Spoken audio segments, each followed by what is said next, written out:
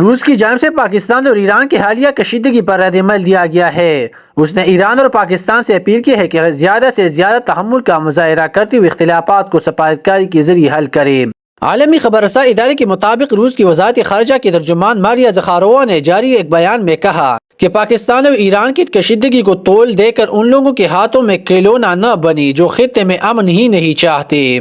روس کی ترجمان ماریا زخاروا نے کہا کہ دونوں ممالکوں کے درمیان کشیدگی خطے کی امن، استحکام اور سلامتی میں دلچسپی نہ رکھنے والوں کے لیے سودمند ہوگی۔ روسی وزیر خارجہ کے ترجمان نے اپنے بیان میں مزید کہا کہ پاکستان اور ایران شنگھائی تعاون تنظیم کا حصہ ہے۔ یہ افسوسناک ہے کہ یہ دوست SCO ممالکوں کے درمیان ہو رہا ہے جن کے ساتھ ہم شراکت داری کے تعلقات کو فروغ دے رہے ہیں۔ روس کے ترجمان نے ایران اور پاکستان پر زور دیا کہ ذمہ دار ممالکوں ہونے کا ثبوت دیتے ہوئے تحمل کا مظاہرہ کرے اور اپنے اختلافات کو سفارتکاری کے ذریعے حل کرے۔ ترجمان زخاروا نے کہا کہ کسی بھی دوسری ملک کے خود مختاری سرزمین پر دہشت گردی کے خلاف کوئی بھی کارروائی اس ملک کے حکام کے ساتھ معاہدہ اور ہم آہنگی کے ساتھ کی جانی چاہیے۔